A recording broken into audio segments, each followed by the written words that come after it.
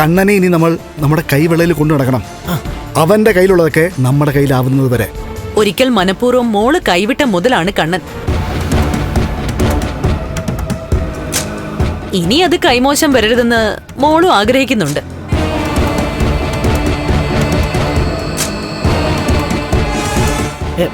എന്നാ പിന്നെ ഞങ്ങൾ പോയി അവനെ ഒന്ന് കാണട്ടെ. വേലിയെ കിടന്ന പാമ്പിനെയാണ് അവനെടുത്ത് കഴുത്തലിട്ടത്. ഇനി എന്തായാലും അവളെ കുടഞ്ഞു കളഞ്ഞ സ്ഥിതിക്ക് അവള് വീണ്ടും അവനെ ചുറ്റി വരിയാൻ പാടില്ല. എടാ പ്രതാപ, ലക്ഷ്മി അവന്റെ ജീവിതത്തിൽ നിന്ന് പോയതിനു ശേഷം നമ്മൾ ഇതുവരെ അവനെ കണ്ടിട്ടില്ലല്ലോ. ഉണ്ടോ? ഇപ്പൊ പത്തി വിടർത്ത് നിൽക്കുന്ന കണ്ണനല്ല ഇവിടെ ഉള്ളത്. പത്തിയൊക്കെ താന്ന് പപ്പടം പോലെ പൊടിഞ്ഞ കണ്ണനെയാണ്. ലക്ഷ്മി അവനെ കൊണ്ട് എത്രമാത്രം വെറുപ്പിക്കാവോ അത്രയും വെറുപ്പിക്കണം. അതുപോലെ കല്ല് വെച്ച നുണകൾ പറയണം. അതിന് വഴങ്ങുന്ന നാവാണല്ലോ നിന്റെ നാവ്.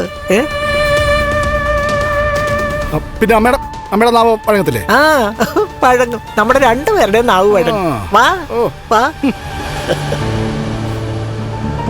മോനെ, കണ്ണമ്മോനെ, കണ്ണൻകുട്ടിയെ, കണ്ണൻ ഒരു മാലയ്ക്കായി കണ്ണ കണ്ണ കണ്ണ കണ്ണ പാടാ.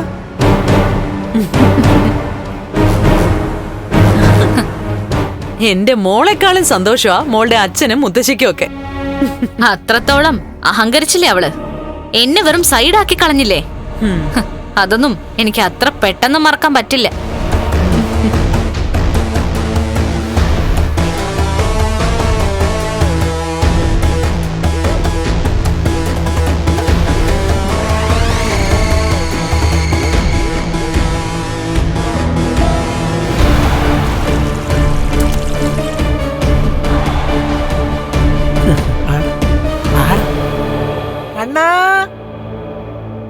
കണ്ണനെ, കണ്ണച്ചോ,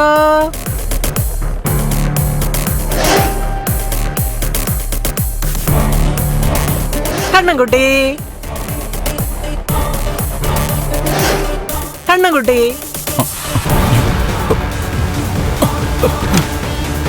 കണ്ണൻകുട്ടി.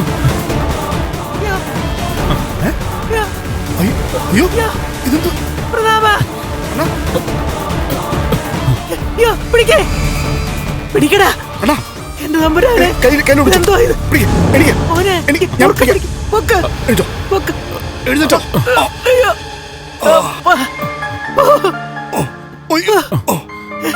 എന്റെ ദൈവമേ, എന്താ പറ്റിയേ? ബെഡിൽ നിന്ന് വീൽ ചെയറിലേക്ക് ഇരിക്കാൻ നോക്കിയതാ. പെട്ടെന്ന് വീൽ ചെയർ അങ്ങ് തെന്നി മാറിപ്പോയി. അല്ലെങ്കിൽ ചില വീൽ ചെയർ അങ്ങനെയാ മോനെ, ഭയങ്കര അഹങ്കാര. എന്താ അടി അടി അടി. എന്റെ മോനെ വീഴിക്കാനായിട്ട് തെന്നി മാറിയാലുണ്ടല്ലോ, നിന്നെ മാറ്റിയിട്ടെ പകരം നല്ല യോഗ്യതയുള്ള വീൽ ചെയർ ഞങ്ങൾ ഇവിടെ കൊണ്ടുപോകും.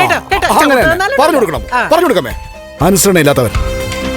മോനെ കണ്ണാ, വലതുകാലിനൊപ്പം ഇടതുകാലം അനങ്ങിയപ്പോ എഴുന്നേക്കാൻ പറ്റുന്നൊരു തോന്നലുണ്ടായി കാണൂല്ലേ? അതുകൊണ്ടായിരിക്കും സാഹസം കാണിച്ചത് അല്ലേ? ആ, ഇടയ്ക്കിടയ്ക്ക് എഴുന്നേറ്റ് നിൽക്കാൻ പറ്റുമോന്ന് ശ്രമിച്ചു നോക്കാറുണ്ട്. അയ്യോ, ഇപ്പൊ അങ്ങനെ ഒന്നും ശ്രമിക്കരുത്. കാലിന്റെ വിരല് മാത്രമല്ലേ ഇപ്പൊ അനങ്ങുന്നുള്ളൂ. ആ, ഇടതുകാൽപാദം ചലിപ്പിക്കാം.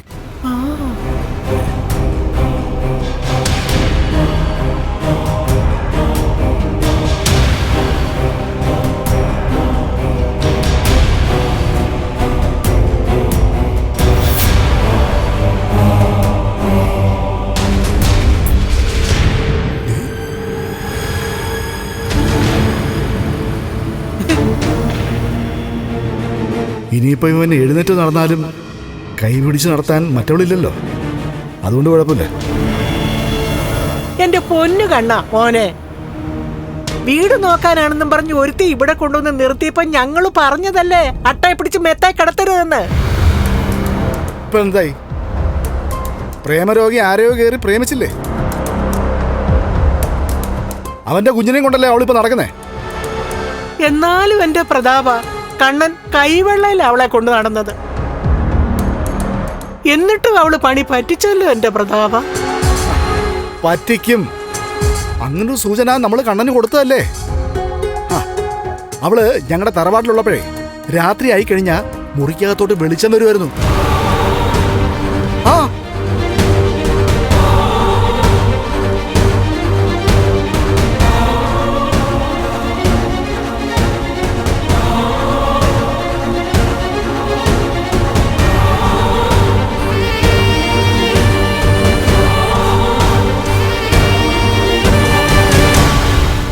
ആ സമയത്താണെങ്കിൽ പുറത്ത് ബൈക്കിന്റെ ശബ്ദവും കേൾക്കാം. ആരൊക്കെയോ വന്നിട്ട് അവളുടെ ജനലിലോട്ട് ടോർച്ച് അടിക്കുന്നതാ. ചില സമയത്ത് അവന്മാർക്ക് ജനല് മാറിപ്പോ. അപ്പോഴാ ഞങ്ങളുടെ മുറിയിലോട്ട് വെളിച്ചം വരുന്നേ. ശരിയാ ശരിയാ. എടാ, ലൈറ്റ് അടി മാത്രമല്ലല്ലോ, ചില സമയത്ത് ജനലിൽ മുട്ടി വിളിക്കുകയും ചെയ്യുമായിരുന്നല്ലോ. ആ സമയത്ത് നമ്മൾ ഉണർന്ന് ചോദിച്ചാ അവളും അവിടെ അമ്മയും കൂടെ പറയൂ പൂച്ചയാണെന്ന്. മനുഷ്യനെ പൂച്ചയും പട്ടിയൊക്കെ ആക്കുന്ന എനവാ അവളും അവിടെ അമ്മയൊക്കെ. അതിപ്പോ എനിക്ക് നേരിട്ട് ബോധ്യപ്പെട്ടല്ലോ.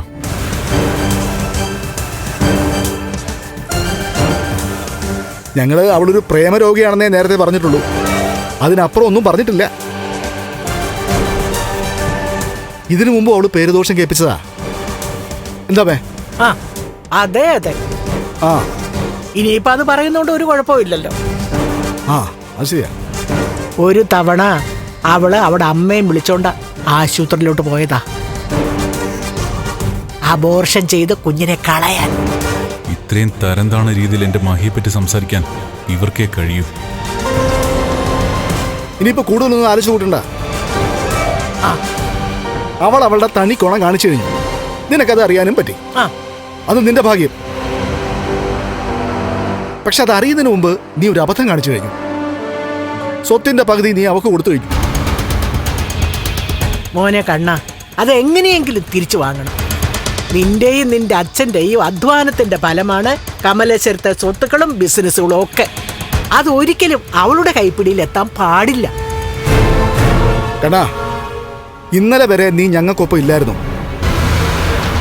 ഇപ്പൊ നീ എന്റെയും മേഘന്റെയും കൂടെ ഉണ്ട്. അനുനയത്തിൽ അവളെ എവിടെങ്കിലും ഒന്ന് എത്തിച്ചു തന്നാ മതി. ബാക്കി കാര്യം ഞങ്ങൾ ഏറ്റു. ഈ സംഭവം അറിഞ്ഞപ്പോ തന്നെ അവളെ കെട്ടിത്തൂക്കിയേനെ ഇതാ ഇവനും മേഘനും ഒക്കെ. പക്ഷെ ഇപ്പോ വേറൊരുത്തനും കൂടെ അവന്റെ പിന്നാലെ ഉണ്ടല്ലോ, ആ മാർക്കോ. അതുകൂടാതെ കണ്ണന്റെ കൂട്ടുകാരനും ഭാര്യയും ഉണ്ട്. ഇവരൊക്കെ എന്താൾക്കാരാ കണ്ണാ? മാർക്കോടെ കാര്യം പോട്ടെ, അവനൊരു ഗുണ്ടേ. പക്ഷെ അതുപോലെയാണോ ആനന്ദും അവന്റെ കെട്ടിയോളൊക്കെ? അതെ, അവർക്കൊക്കെ നിന്നെ ജീവനാണെന്നല്ലേ പറയുന്നേ. എന്നിട്ടാണോ അവർ ഈ ജീവൻ എടുക്കുന്ന പ്രവൃത്തിയൊക്കെ ചെയ്യുന്നത്? ഇങ്ങനെയുള്ള കൂട്ടുകാരെയൊക്കെ ഉണ്ടല്ലോ വെടിവെച്ച് കൊല്ലണം. എന്ത് ചെയ്യാനാ, ഗ്രഹണ സമയത്ത് എല്ലാവരും എതിരായി പോയി. മോനെ കണ്ണാ, ദേ ഇനി ഇതുപോലെ കട്ടിലേന്നൊക്കെ എഴുന്നേക്കുമ്പോ ചിലപ്പോ വീണെന്നിരിക്കും. അങ്ങനെ വീഴാതിരിക്കാനും വീണ് കഴിയുമ്പോ ഒന്ന് പിടിച്ചെഴുന്നേപ്പിക്കാനും കൂടെ ഒരാള് വേണം. ആ അതിനല്ലേ വാമേട്ടന്റെ മോള് വന്നിരിക്കുന്നേ. അയ്യോ കണ്ണാ, നല്ല കുട്ടിയാ. അവളുടെ മുഖത്തേക്ക് നോക്കുമ്പോഴേ ഒരു കലയുണ്ട്. സുന്ദരിയാ. മഹാലക്ഷ്മിയോടുള്ള വാശിക്ക് സ്വാതി മോളെ ഈ വീട്ടിൽ നിർത്തണം കണ്ണാ. അവളൊരു കുഞ്ഞിനെയും വയറ്റിലിട്ടോണ്ട് പോയിന്ന് കരുതി നീ തോറ്റിട്ടില്ലെന്ന് അവളും മനസ്സിലാക്കണം. ഇനിയിപ്പൊ കണ്ണന് ഞങ്ങളുടെ ഫുൾ സപ്പോർട്ടുണ്ട്. ഒരു ദിവസം അവള് കാറിൽ യാത്ര ചെയ്യുമ്പോ എന്റെ കയ്യിൽ ഒരു ടിപ്പർ ഉണ്ട് കണ്ണാ, ഒരു കൊലയാളി ടിപ്പർ.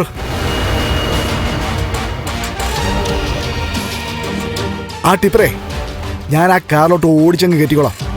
ആ ടിപ്പറിന് എന്തിനാ കൊലയാളി ടിപ്പർ എന്ന് പറഞ്ഞത്? അല്ല,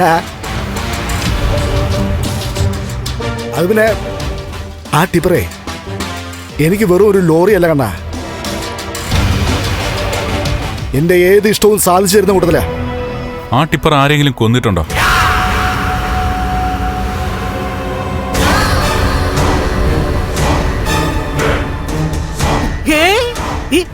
അങ്ങനെ ഒന്നുമില്ല. പിന്നെ വേണ്ടി വന്നാ അതിന് ഇവന്റെ ലോറി മടിക്കത്തില്ലെന്നാ ഇവൻ പറഞ്ഞു അല്ലേ? ആ.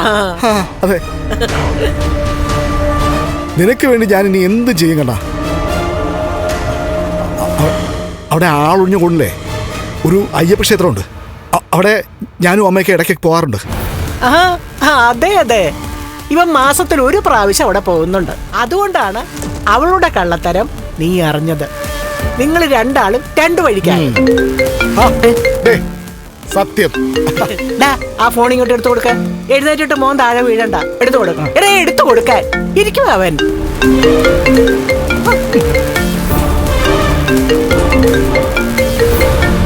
കൊണ്ടാ ചുമ്മാ ഒച്ച വയ്ക്കുക. ആ ദേ അവളെ വിളിക്കുന്നേ മഹി. ഹലോ, എന്താ നിനക്ക് വേണ്ടേ? നീ എന്തിനാ കണ്ണനെ വിളിക്കുന്നേ? ചോദിച്ചില്ലേടി? നീ എന്താ ഒന്നും മിണ്ടാത്തെ? എന്താടി എന്റെ ശബ്ദം നിനക്ക് മനസ്സിലായില്ലേ? നിങ്ങളെപ്പോഴാ അവിടെ വന്നത്? ഓ, ഞങ്ങളെ ഇനി ഇവിടെ താമസിക്കാൻ പോവാ. ഇനി നീ ഇവിടെ അങ്ങോട്ട് കയറി വന്നാലുണ്ടല്ലോ ഞങ്ങൾ നിന്റെ മുട്ടുകാരല്ലേ ഒടിക്കും. എന്നെ തല്ലിയാലേ ചോദിക്കാനും പറയാനും ഒക്കെ ആളുണ്ട്. എന്നാ ആ ആൾക്കാരെ ഇങ്ങോട്ട് പറഞ്ഞുവിട്. നായ്ക്കളെ പോലെ എവിടേക്കോ അലഞ്ഞു തിരിഞ്ഞിട്ടും കുടുംബത്തിനും ഞങ്ങളുടെ കണ്ണൻ മോനും പേരുദോഷം ഉണ്ടാക്കിയിട്ടും എന്നിട്ട് നീ ഇനി ഭീഷണിപ്പെടുത്തുന്നോടി.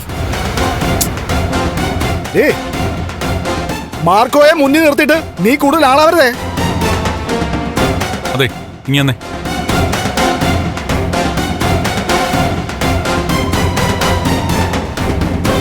ഞാൻ നിന്നോട് പറഞ്ഞിട്ടില്ലേ ഇനി എന്നെ വിളിക്കരുതെന്ന്.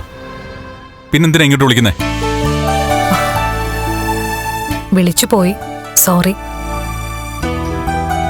ഇങ്ങോട്ട് വന്നേ, ഇങ്ങോട്ട് വന്നേ. ഡേ വിളിക്കരുത്.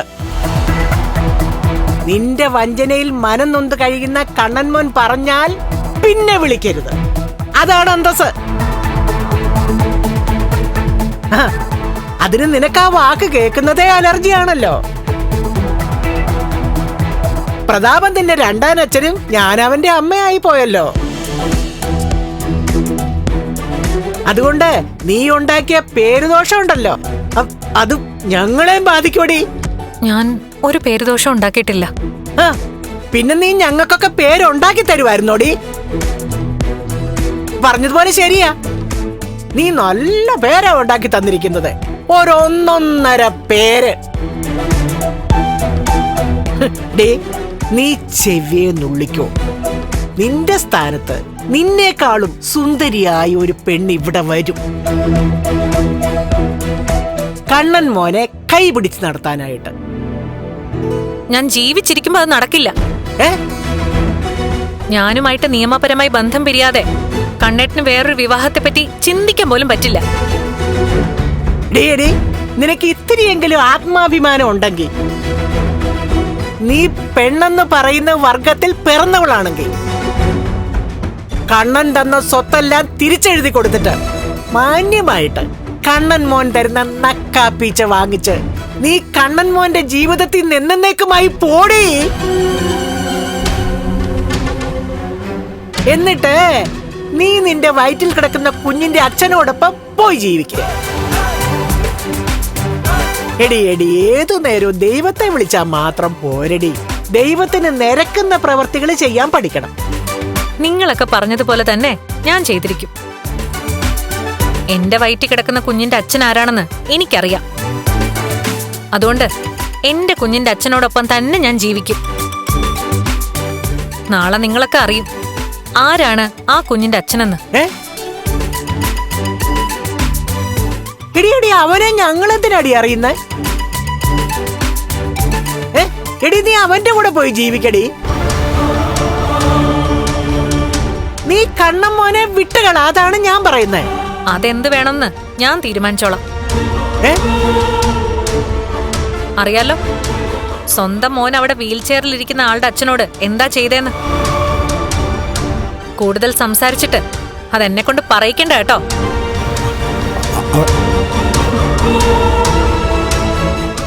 എന്താ പറയുന്നേ? എടാ പ്രതാപ, അവളിപ്പോ പണ്ടത്തെ പിന്നത്തേതാണെന്ന് പറഞ്ഞ് നിക്കുക. അവൾക്ക് ഒരു മോശവും ഇല്ലടാ. തുനിഞ്ഞിറങ്ങിയോളല്ലേ, അപ്പൊ പിന്നെ അതിൽ വലിയ അത്ഭുതമൊന്നുമില്ല.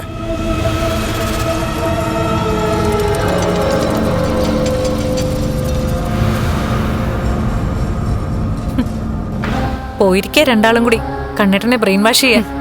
പറയാനുള്ളതൊക്കെ അവര് പറയട്ടെ. അതുപോലെ തന്നെ മേഘനെ പോലെ അടുത്തതായി മഹിയുടെ രണ്ടാം അച്ഛൻ എന്തൊക്കെയാ പ്ലാൻ ചെയ്യാൻ പോകുന്നൊക്കെ അറിയട്ടെ. അതനുസരിച്ച് വേണമല്ലോ നമുക്ക് കാര്യങ്ങൾ മുന്നോട്ട് നീക്കാൻ. എന്തായാലും അമ്മ ഇപ്പൊ വീട്ടിൽ ഒറ്റയ്ക്കാ. കണ്ണേട്ടനെയും കരുണയൊക്കെ കാണാൻ പോയതുകൊണ്ട് ഇനി കുറച്ച് സമയം കഴിഞ്ഞേ അവര് വരത്തുള്ളൂ. ഇത് പറ്റിയ സമയാ. ഞാനൊന്ന് പോയി അമ്മയെ കണ്ടിട്ട് വരട്ടെ. ഞാനും കൂടെ വരണോ? ലേഖയ്ക്ക് വരണമെങ്കിൽ വന്നോ. എന്നാ പിന്നെ മഹി പോയിട്ട് വാ. എന്തായാലും അമ്മയുടെ അടുത്തേക്കല്ലേ പോകുന്നത്. ഇടയ്ക്ക് എന്നെ വിളിക്കണം കേട്ടോ.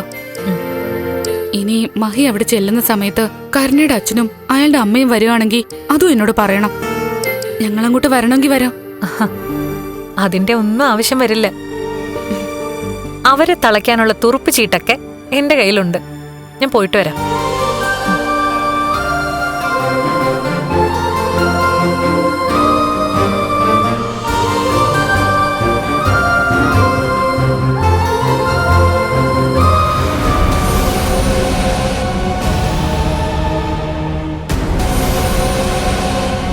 മോളെ, മോളുടെ അമ്മയ്ക്ക് അറിയായിരിക്കും അവളുടെ വയറ്റിലുള്ള കുഞ്ഞിന്റെ അച്ഛൻ ആരാണെന്ന്. എന്തായാലും അമ്മയോട് അവൾ അതേപറ്റിയൊന്നും പറയാതിരിക്കില്ലല്ലോ. അവൾ എന്ത് തെറ്റ് ചെയ്താലും എന്റെ അമ്മ അവളെ വഴക്ക് പറയാനൊന്നും പോകുന്നില്ല. അന്ന് പലഹാരവും കെട്ടിപ്പൊതിഞ്ഞ് ഇങ്ങോട്ട് വന്നത് അവളുടെ വെഡിങ് ആനിവേഴ്സറി ആയതുകൊണ്ടൊന്നും അല്ല. അന്നേ അമ്മയ്ക്കറിയാം അവളുടെ വയറ്റില് കുഞ്ഞുണ്ടെന്ന്.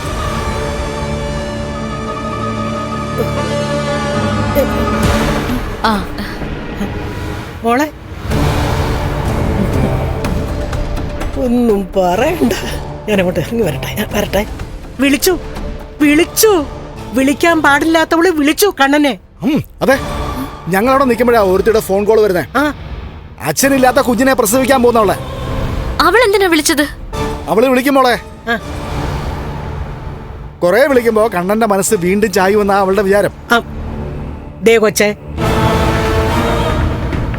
അങ്ങനെ ചായാനുള്ള അവസരം നീ ആയിട്ട് ഉണ്ടാക്കി കൊടുക്കരുത്. ഇപ്പോ നീ കണ്ണന്റെ മുറപ്പെണ്ണ് മാത്രമാ, നാളെ ഭാര്യയാകണം. അവള് പറയാ നിയമപരമായിട്ട് കണ്ണനുമായിട്ട് വേർപിരിഞ്ഞിട്ടില്ല, അതുകൊണ്ട് ഇനിയും വിളിക്കുമെന്ന്. ഞാനും ഇവനും കൂടെ വായി വരുന്നതൊക്കെ വിളിച്ചു പറഞ്ഞു. കണ്ണനും ദേഷ്യപ്പെട്ട് സംസാരിച്ചു. എന്നാലും നാണമില്ലല്ലോ അവൾക്ക്. അതുകൊണ്ടേ ഇനിയും വിളി തുടരും. അയ്യോ, പക്ഷെ മോളെ ദേ, അവൾ ഇനി എത്ര കിടന്ന് വിളിച്ചാലും ശരി കണ്ണന്റെ മനസ്സിനെ മാറാൻ പാടില്ല. ഇനി അവനൊരു ചാഞ്ചാട്ടം ഉണ്ടാവാൻ പാടില്ല. ദേ ദുർഗെ, ഈ മോൾ ഇവിടെ വന്നത് എന്തിനാണെന്ന് കണ്ണന് മനസ്സിലായല്ലോ. മനസ്സിലാക്കാതിരിക്കാൻ എന്താ അമ്മേ? ഇപ്പോ നമ്മൾ പറയേണ്ടതൊക്കെ വിശദമായിട്ട് പറഞ്ഞു കഴിഞ്ഞല്ലേ? എന്നാ പിന്നെ ദുർഗെ, ഇനി ആലോചിച്ച് സമയം കളയാതെ എത്രയും പെട്ടെന്ന് നമുക്ക് ഈ കല്യാണം അങ്ങ് ആലോചിക്കാം. എന്നിട്ട് ചടങ്ങ് നടത്താന്നേ. അതെങ്ങനെ പറ്റും അമ്മേ? ബന്ധം പിരിയാതെ കല്യാണം നടത്തിയാ അത് വലിയ കേസാ. അവളാണെങ്കിൽ കണ്ണൻ ഉൾപ്പെടെയുള്ളവരെ കോടതിയിൽ കയറണമെന്ന് ആഗ്രഹിക്കുന്ന കൂട്ടത്തിലുവാ. എന്നാ പിന്നെ നിശ്ചയെങ്കിലും നടത്തി വെക്കാലോ. അത് തന്നെയല്ലേ ഞാൻ ഇപ്പൊ പറഞ്ഞേ. അത് തൽക്കാലം വേണ്ട മുത്തശ്ശി. അതെന്താ വേണ്ടാത്ത? ചെയ്യേണ്ട കാര്യങ്ങൾ ചെയ്യേണ്ട സമയത്ത് ചെയ്യണം മോളെ. അതുകൊണ്ടല്ല, കണ്ണേട്ടന്റെ ചികിത്സ നടക്കുകയല്ലേ. ചിലപ്പോ കണ്ണേട്ടൻ ഇനി നടക്കാൻ പറ്റിയേക്കും. അങ്ങനെയാണെങ്കിൽ പിന്നെ വീൽ ചെയറിൽ ഇരിക്കുന്ന ആളാണെന്നും പറഞ്ഞ് ആരും കളിയാക്കില്ലല്ലോ. മോളെ, കണ്ണന്റെ കാലിന് ചെറിയൊരു മാറ്റമുണ്ട് എന്ന് കരുതി പെട്ടെന്ന് അവൻ നടക്കൂന്നൊന്നും പറയാൻ പറ്റില്ല. അങ്ങനെ കാത്തിരുന്നാലേ നമ്മൾ ആഗ്രഹിക്കുന്ന കാര്യങ്ങളൊന്നും നടക്കത്തില്ല. ഇപ്പോഴത്തെ ചൂടിന് എത്രയും പെട്ടെന്ന് അവരെ തമ്മിൽ വേർപിരിക്കണം ദുർഗെ. കണ്ണൻ വക്കീലല്ലേ ദുർഗെ? അപ്പൊ പിന്നെ അവനെ കൊണ്ട് തന്നെ കാര്യങ്ങൾ നടത്താലോ. അവളുടെ കൂടെ ഇപ്പൊ ഒരു വക്കീലുണ്ട്. രണ്ടാളും കൂടെ ഒരു ധാരണയിലെത്തട്ടെ. അതേ പറ്റിയൊക്കെ സീരിയസ് ആയിട്ട് ഇനി അവനോടൊന്ന് സംസാരിക്കണം. എപ്പോഴാ മാറുന്നേന്ന് പറയാൻ പറ്റില്ല. എന്തായാലും അങ്ങേർക്കൊരു കുഞ്ഞുണ്ടാവില്ലെന്നും കുടുംബജീവിതം അങ്ങേര് ആഗ്രഹിച്ച പോലെ നടക്കില്ലെന്നും മറ്റാരെക്കാളും നന്നായിട്ട് കണ്ണേട്ടന് അറിയാം. ആ നിലയ്ക്ക് ലക്ഷ്മി ചെയ്ത വലിയ തെറ്റല്ലെന്ന് തോന്നിപ്പോയാൽ അവള് വീണ്ടും ഇങ്ങോട്ട് വരാനുള്ള സാധ്യതയുണ്ട്, കുഞ്ഞിനെയും കൊണ്ട്. എങ്കിലേ അവളുടെ മുഖത്ത് ഞാൻ ചൂടുവെള്ളം കോരി ഒഴിക്കും എന്നൊക്കെ പറയാമെന്നല്ലാതെ നടക്കത്തില്ല ദുർഗെ. അവള് കുഞ്ഞിനെയും കൊണ്ട് ഇങ്ങോട്ട് വന്നു കഴിഞ്ഞാൽ ദുർഗയ്ക്കും ദുർഗയുടെ മോനും അല്ല ഇവിടെ അധികാരമുള്ളത്. തറവാടിന്റെ പാതി ഇപ്പൊ അവളുടെ പേരിലാ, ബാക്കി പകുതി കണ്ണന്റെ കയ്യിലും. അങ്ങനെയുള്ളപ്പോ എന്റെ മോൾ ഉൾപ്പെടെ ഈ വീടിനകത്തുള്ളവരെല്ലാരും പുറത്തിറങ്ങി പോകേണ്ടി വരും. രണ്ടാളും കൂടെ ഒന്നിച്ചു നിന്നാ. ഞാൻ അവന്റെ രണ്ടാനമ്മയാ. അവന്റെ അമ്മ മരിച്ച ശേഷം ആ സ്ഥാനം ഏറ്റെടുത്തവളാ ഞാൻ. അങ്ങനെയുള്ള എന്നെ ഈ വീട്ടിൽ നിന്ന് പുറത്താക്കാനേ ഒരു കോടതിയും പറയില്ല. ഓ, ഇനിയിപ്പോ അത്തരം കാര്യങ്ങളെ പറ്റി ഒന്നും ചിന്തിക്കാതെ എത്രയും പെട്ടെന്ന് സ്വാതിയും കണ്ണനെ ഒരുമിപ്പിക്കാൻ നോക്ക് ദുർഗേ. എന്റെ പൊന്നുമോളെ, നീ അവൻ നടന്നിട്ട് കല്യാണം കഴിക്കാനിരുന്നാലേ അവൻ നടക്കത്തുമില്ല, കല്യാണം ഒട്ടും നടക്കാനും പോകുന്നില്ല.